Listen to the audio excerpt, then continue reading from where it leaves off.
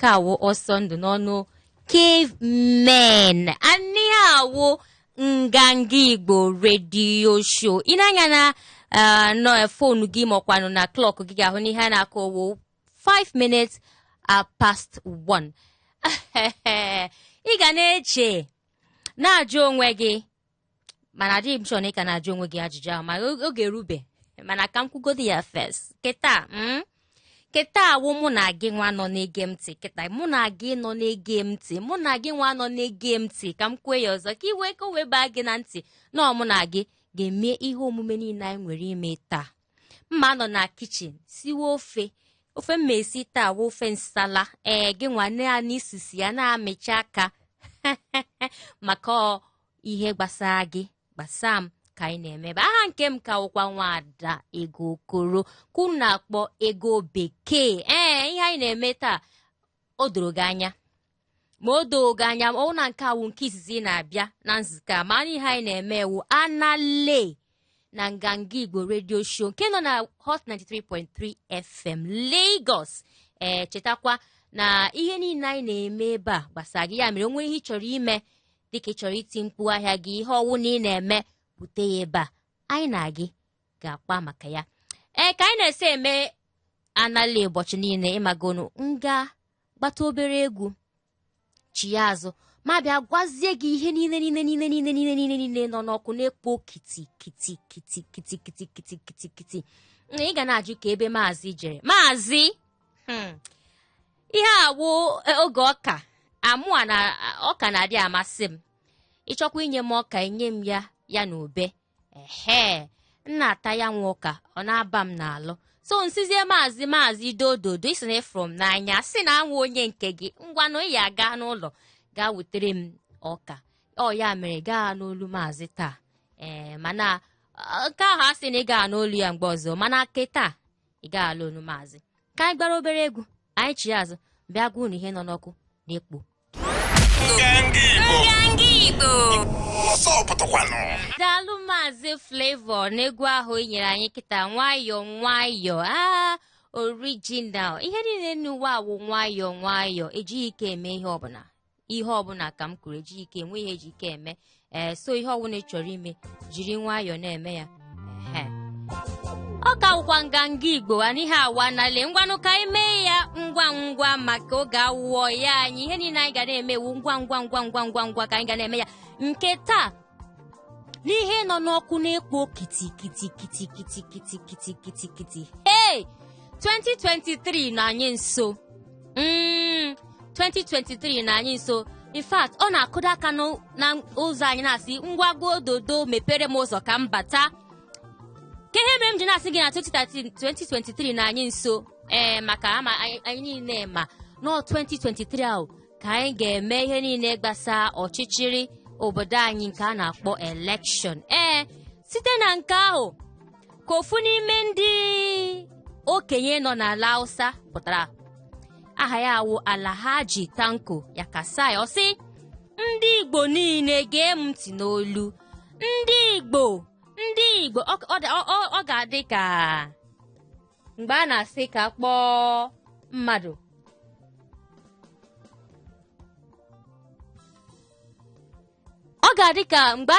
kpọọ mmadụ kpọọ ya ugboro atọ ya wụ nne nwe m nwa si ya ego gasị nne gị ọ sị gị kee ugboro ne mkpọrọ gị isi ugboro atọ ọ ka o si dị ya ka asị ndị Igbo niile gee m ntị n'onu ọkwụ unu fụrụ 2023 a anọ m eti aka n'obi na-asị ka onye Igbo pụta wụrụ prezidenti obodo anyị wụ Naijiria ọ sị n'ihe ọnwụna ga-eme onye Igbo apụta na wụrụ onye prezidenti Naijiria na ọma mmasị ya nke a ka ọ nọ na-ekwu n'ime onyonyo ofu n'ime onyonyo nọ n'ime Lagos na-asị ndị Igbo ebere unu na-eme m ya ka m ji na-asị unu pụta maka na anyị nwere ofe anyị siri na Naijiria ofe anyị siri akpọrọ ya demokrasi ofe a ndị South erigo n'ime ofe a ndị South West erigo n'ime ofe a ndị North wu ndị nke m erigo n'ime ofe a mana enego m anya fụ na unu nwa awụ ndị Igbo eribe n'ime ofe a ka ọfụkwa nke unu na-alịcha aka amịcha aka unu eribe n'ime ofe a ya ka m ji na-asị na ebelu unu na-eme m ka unu pụtazie ọ sị na ike a na-ekwu okwu ya na-abịa na 2023 na ọ dịzi n'aka ndị Igbo ọ sị ndị Igbo pụta kwere ndị niile a kwesịrị ikwu dịka ndị nọ South West ndị nọ South South biko ka ha tinye aka ka eme ya ka ọ wụrụ ihe nwere omume na onye Igbo pụtara wụrụ president ka ọ nọ na-ekwu nke a onye nke anyị mana nke anyị ihe niile anyị na-eme wụ nke anyị onye nke anyị pụta ya Maazị Okwesilieze nwe obodo si ya ka si Chukwu gọzie gị nnọọ ka isi kwu ihe a maka na abịa na 2023 ma ọwụ na o nwere ihe mere onye Igbo na-apụtaghị awụrụ prezidenti obodo a anyị na Kalụ ga-alụkọ anyị na Maazị Nnamdi Kalụ ga-alụkọ anyị ga-eso ya tinye ọnụ ka amara ihe mere ka Biafra ka ọ wụrụ ihe kwụrụ nnọọ doo so ọ ga-adịkwa mkpa ka onye ọwụ na ma ewu gọvanọ ma ewu ọdịnarị mmadụ ohe ọwụ na-ewu ka eme ya ka ọ wụrụ ihe nwere gịnị omume na-apụta na 2023 na onye Igbo nwafọ Igbo nwa amụrụ n'ala Igbo ga-awụ prezidenti obodo anyị awụ Naịjirịa o sokwara ihe nọ n'ọkụ na-ekpo kiti mana ka anyị hapụgoro ọchịchịrị na-abịa na 2023 ka anyị baa n'ime COVID-19 COVID-19 wụ nke anyị nọzi n'ime ya ugbu a nọkwa n'ime ọkụ na-ekpo kitikiti na frọmbana anyị kedu ihe federal gọọmenti kwuru federal gọọmenti asị ọwụ eziokwu na enweghị ọgwụ a na-ebugharị si na ọgwụ na-agwọ COVID-19 mana tupu anyị anabata ọgwụ a na Naịjirịa na anyị ga-echekwa ya ọfụma maka ndụ ndị Naịjirịa dị anyị nnọọ mkpa so anyị agaghị apụta jos si ka anyị baa nabata ọgwụ a anyị ga-ele ya anya ọfụma tụlee ya ọfụma dị nnọọ ezigbo shọ na ihe ọwụna ndị Naịjirịa na-eli dịka ọgwụ COVID-19 bụ ihe ga-alụ ọlụ ọfụma and ọ gaghị enye ha nsogbu n'alụ ma ha lichaa ya ihe ndị a niile ewu ihe nọ n'ọkụ na-ekpo kiti onwe ajụjụ jụrụ m kịta ọ dịka onwe ihe jụrụ m ịjụrụ m nwada ego kekwana ihe anyị na-ekwu maka ya taa ama m na ajụjụ ahụ nọ gị n'obi mana si ga-enye n'onwe gị nsogbu nga gbata egwu a m chọrọ ịgba ịmago na onwere ihe ga-eme ma ka m ghara ịgwa gị ihe nọ n'ọkụ ihe m na gị ga-akpata agwago m gị na ọmụ na gị nwe nke taa ọmụ na gị so n'ọnụ ụlọ taa ndị bekee ya si home alone ka anyị ga-agbagodo egwu a anyị chi ya azụ ma gwazie gị ihe mụ na gị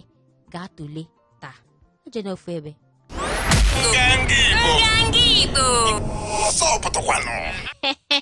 anyị ji iwe mana iwe anyị ji awa oke dị ọkụ iwe anyị ji iwu nke gbasara gị ihe ga-emekwanụ ka ihe ọgwụna ị na-eme na Lagos na-aga ọfụma LOVE afụrụ m gị n'anya dịka isikwa afụ m n'anya fụkwa ihe anyị na-eme ebe a n'anya ngwa onwe ajụjụ jụrụ m tupu m aga kpọọ egwu nke a si na ọnụ zoro pụta ihe ọ kpọrọ ya wụ ihe a na-achọ ajụjụ ahụ wụ ke ihe anyị ga na-akpa na nzukọ nke taa ile anya na March agafego ọnwa March agafego April, May, June, July, August ka anyị nọzi ihe a ị na-eyi anya ọfụma dịka ọnwa ise ụmụaka anyị ndị anyị ga-akpọ future leaders anyị anọgo n'ụlọ okwu na-aga iru na-aga azụ ndị bekee akpọ ya argument asị ngwanụ ndị ụmụaka anọgo n'ụlọ otego ha bi n'ọnụ ụlọ ka a bịa mewe nnọọ ka ha gaa ụlọ akwụkwọ ka ha nwekwa ike dee atụmatụ maka ọtụtụ n'ime ha ka ha si n'ọnụ ụlọ ha nwee ike brain emewezie wavelength ọnyụwa ọkụ ga-anọ brain anyụwa biko ka ha baa n'ụlọ akwụkwọ dee ihe niile akpọrọ atụmatụ ha nwere ide ọkachasị na ndị nọ SS3 ma ndị nọ praịmarị ma ndị nọkwanụ tertiary institutions gọọmenti asị mba ụfọdụ asị ka hapụ ha ka ha baa n'ụlọ akwụkwọ wee dee atụmatụ dịrị ha ụfọdụ isi dị na ọwụrụ jos ịba na akwụkwọ dị atụmatụ dịrị ha ka emekwana ka ha gawazie ụlọ akwụkwọ. Na-ajụ unu okwu agago n'iru gaa n'azụ anyị ọgọst ka anyị na ihe a ndị a si bịa jiwe akwụkwọ ya ndị ekwuta na ha ga-eji akwụkwọ wụ ha ncha. Ụfọdụ n'ime asị bịa jiwe akwụkwọ ejewogo akwụkwọ. Chetakwa na anyị nọkwa n'ime covid-19 ka anyị ka nọkwa n'ime ya, and ịne anya na nọmbas a na-ewepụta ụbọchị niile ọkwa Lagos na ndị nwere ihe a karịa ịgụta Lagos ịgụta other states nwekwa ihe a. Na-ajụzi unu ka ekweghị ihe bụ ihe bụ n'uche maka ka esi mepee akwụkwọ si ndị a bịa jewe ụlọ akwụkwọ. Chetakwa na onye nọ ndụ ga-eli nri, onye nọ ndụ ga-agụ akwụkwọ, onye nọ ndụ ga-eme ihe ọnwụna niile o nwere ime. Onye nọ ndụ ịbịa o nwere ike jụọ m kee akara ekwentị ị nwere ike iji tinye ọnụ kwere m ihe ị chere maka ya, maka ụmụaka anyị, ụmụaka wụ future leaders anyị ka anyị na-ekwu okwu ihe a. Ụfọdụ asịgo na otego ụmụaka biri n'ụwa n'ụlọ ka ha gawazie nnọọ akwụkwọ. Ụfọdụ esi dịka ndị mụ na ha kpara mechie m agwa unu ihe ha kwuru, mana gị nwa na-ege m ntị 08182426591 ya wa akara ekwentị ihe eji tinye ọnụ n'ihe anyị na-ekwu taa. Safety ya wụ the first thing kwesịrị ka eneba anya n'ime. O nwere ofu dọkịta nọ na-ekwu, dọkịta aha ya wụ Prọfesọ Innocent Uja. Ọ sị na ajụọ ya n'uche obi ya n'ime onwe ya, ajụọ ya ọ ga-asị dododo ụlọ akwụkwọ ndị niile na-aga akwụkwọ ha ka chere egodo ha ga n'akwụkwọ ọzọ, ka ha chere ka a mara ihe e mere maka covid-19 a, ka ọ bịa na ka ọ gwụche ka ọwụ na-emechego ihe niile gbasa covid anọghịzi n'obodo anyị a tupu ụmụaka agawa akwụkwọ. Mana gị nwa nọ n'ụlọ, o nwere ike nwere nwa ada, o nwere ike nwere nwa okoro nọ n'ụlọ akwụkwọ, ifili na o kwesịrị ka ọ gaa skuul. Ndị nọ bọdịn, ndị nọ de ha ncha niile ka a na-akpọ bịa jewe. And gọọmenti asịgo na ihe a na-enye ụmụaka awụ just 2 weeks iji wee mee ihe ọnwụna niile ha emebe for 5 months. Gịnị wee echiche obi gị ka ị chere maka ihe anyị na-akpata? Ọ ya ka m na-ajụ gị.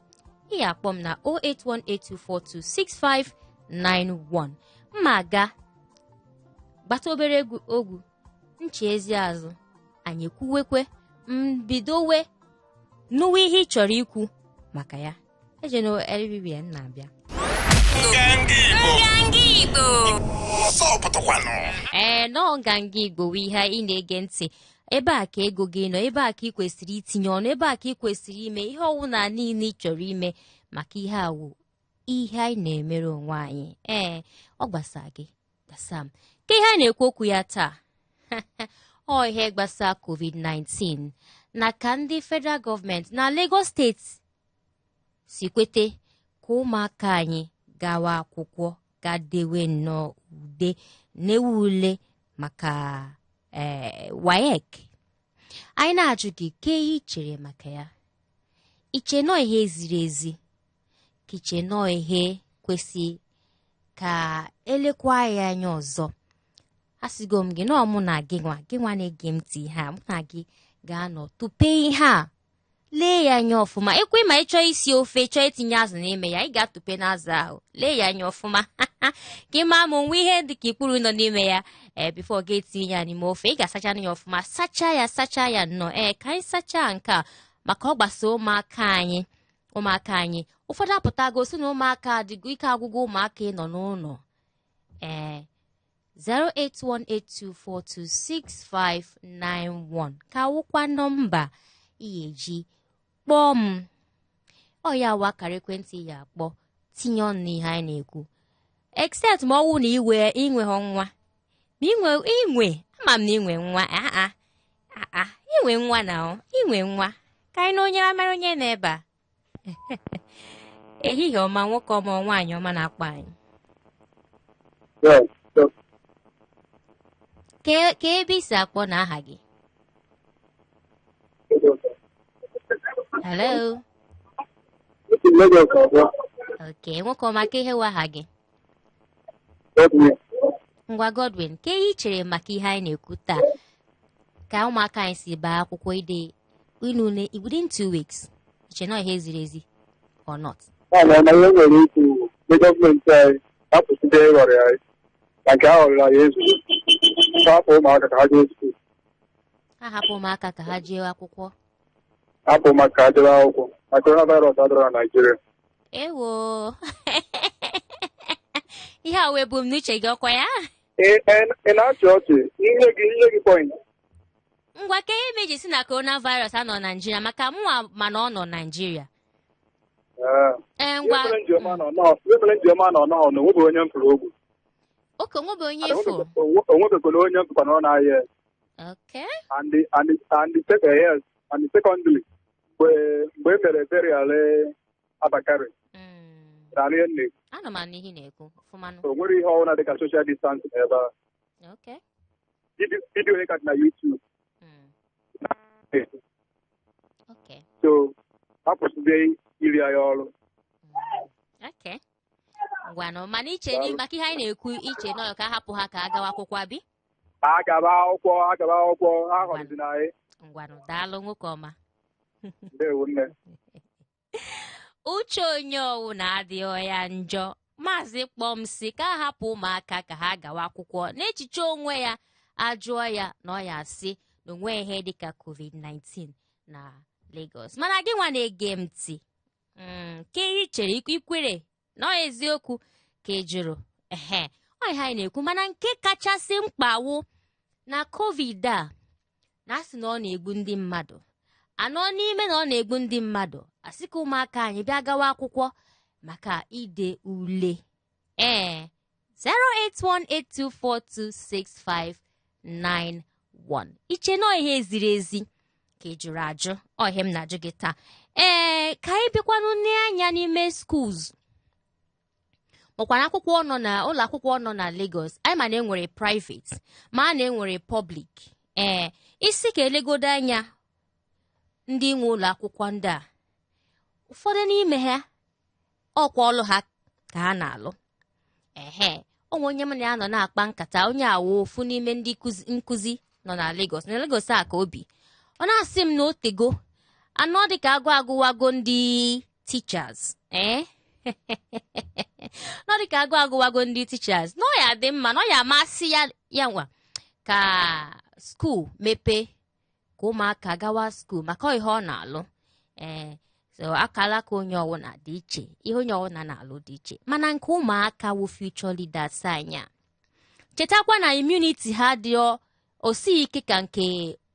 ndị okenye so ịbịa tinye ụmụaka na ụzọ si ha gawa akwụkwọ n'ime COVID ha butekwanụ COVID bula ụnọ ka onye ahụ ejide si na ọya nwa mere nwa ji nwee COVID 08182426591 aka m nọkwa ebe a eche ka m mara ihe ị ga-ekwu ma ikwute nọọ ihe dị mma ka esi mepee akwụkwọ ka ụmụ akwụkwọ gaa dee ule ka ị jụrụ ajụ onwe ndị nọ na-asị ndị a kpọrọ onwe ha National Association of Nigerian Students na-atasị ndị awụ ndị akwụkwọ okenye that's tertiary institutions asị unu ebiawago nyewe ndị SS3 si ha gaa lee ule anyị nwakwanụ n'uchezo na anyị sokwa na ụmụaka na-aga akwụkwọ na Lagos makwa na Nigeria dịka unu nye na anyị time ka anyị so onye ha na-eme maka unu enyekwa anyị time anyị eme protest oyi nke ha nwa na-ekwu ka enye ha ohere ka ha so dee ule ike anọ na-ege m ntị na-eche ka onye nọ gị n'akụkụ kpọgodo tupu gị nwa kpọọ 08182426591 ka wụ nọmba mma ga kpọọ egwu a si na ọnụ Timaya featuring Finosi nke awụ Teleperson nchi ezi azụ akpọgbakwa ihe dịrị mụ na gị maka ọ gbasa gị gbasa m anyị ji iwe bịa iwe dị oyi ọwụkwa iwe dị ọkụ ihe awa na lee na nganga radio show 93.3 FM and ihe m nọ na-eche ama m na ị na-agbalị ịbata tinye ọnụ ihe anyị na-ekwu gbalịsi ike 08182426591 ka wụkwa nọmba ihe anyị na-ekwu uwe ụmụaka anyị echi anyị maọbụ ndị bekee asị na future leaders anyị asịgo ha bịa jewenụ nnọọ akwụkwọ ọkachasị ndị nọ SS3 bịa dewe nnọọ ule lee ule gị ka ị nwee ike gaa n'iru mana adechekwa ule a mechie ule a ga-abakwa duma university ọ na ihe anyị nọ na-eche nsị gị kee ihe wee echiche gị 081824265 ama m na ị na-agbalịsi ike ana m afụ ya ebe a gbalịsi ike ka itinye ọnụ n'ihe anyị na-ekwu chetakwa ka ị na-esokwa anyị na social media platforms anyị anyị nọkwa na Instagram nọ na Twitter nọ na Facebook and YouTube mana n'ime YouTube na Instagram and ka ya kpọga ya YouTube Instagram wụ nganga Igbo nganga radio also Facebook wụ nganga Igbo ka onye nọ n'ekwentị anyị ehihie ọma nwoke ọma maọkwanụ nwaanyị ọma na-akpọ anyị isi Chibueze biko ka ebe isi akpọ ngwa tinye ọnụ ihe anyị na-ekwu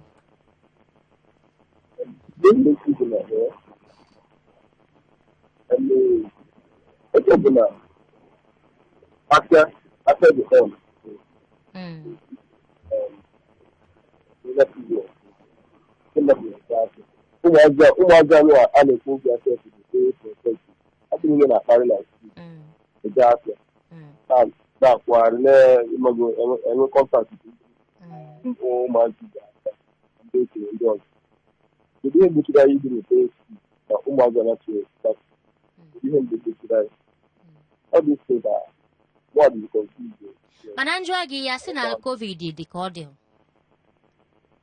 all day, but I think our immune system is very strong to contain the thing. One guy may go protect you. You know, see that barren at street. Can you say this from street and when you do barrier content? You have to that cannot change.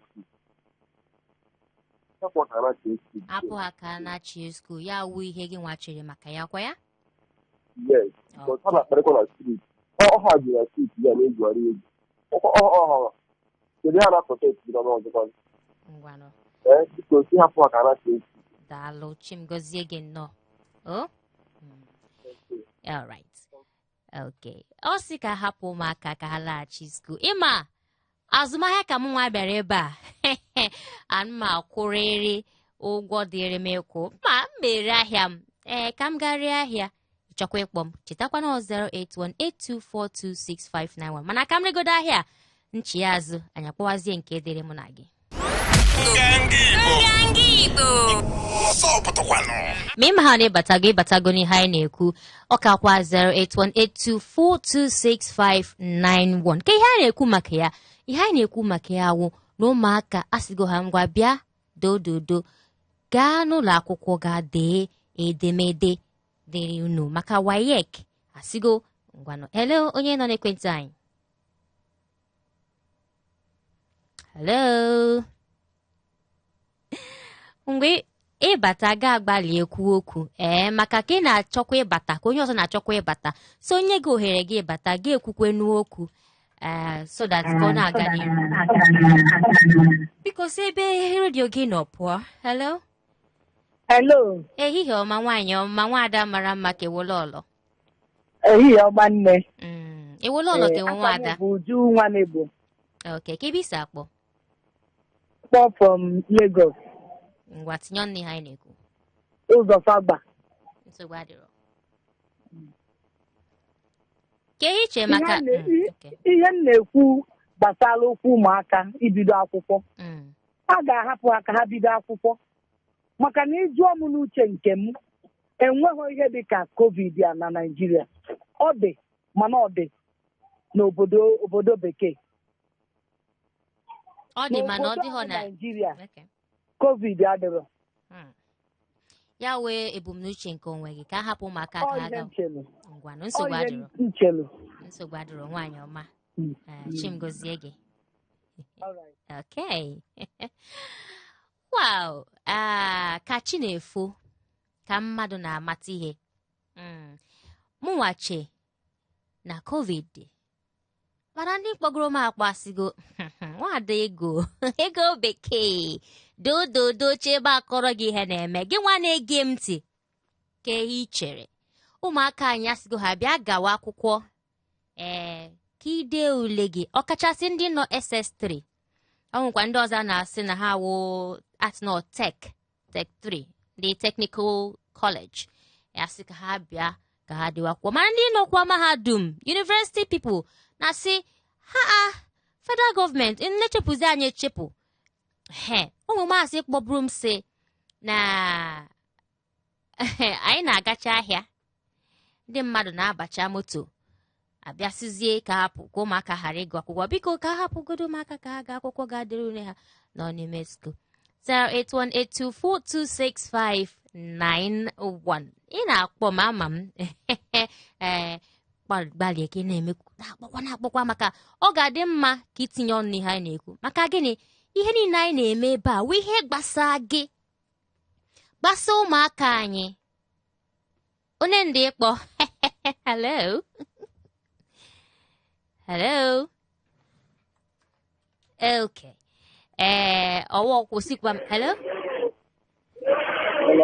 ehihie ọma nwoke ọma. Nke aha gị na-ebisa akpọ ewo dododo gbaghalụ m biko gbaghalụ m ọ jego na ngwa kwuezi ihe ị chọrọ ikwu.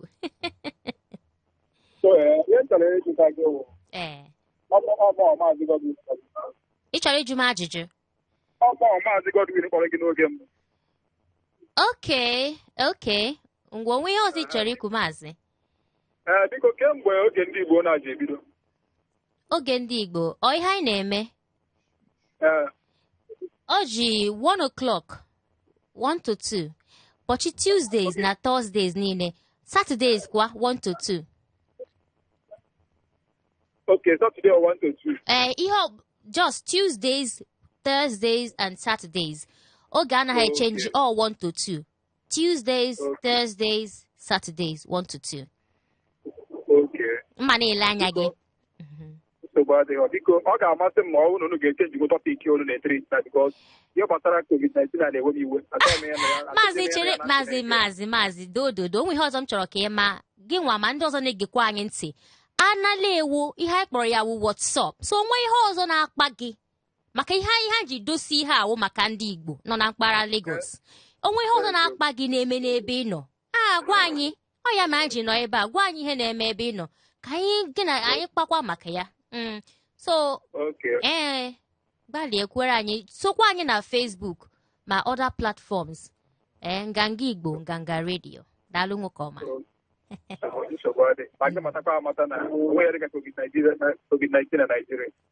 Ọkwa n'ọnụ gị ka m si na-anụ nke ahụ. Daalụ. Wow. Nganga Igbo mana nke awụ anale nwa amadi akpọrọ m na maazị na-ajụ kemgbe anyị na-ede abịa na nzukọ a ọkwa Tuesdays ka m si kwue Tuesdays, Thursdays and Saturdays 1 to 2. Hello, ehihie ọma. Ịbata gị ke aha gị na-ebi ehihie ọma nwaanyị ọma olu ga-asọ m no different. Gịnị wa aha gị? Ewo ekwensu ntọ.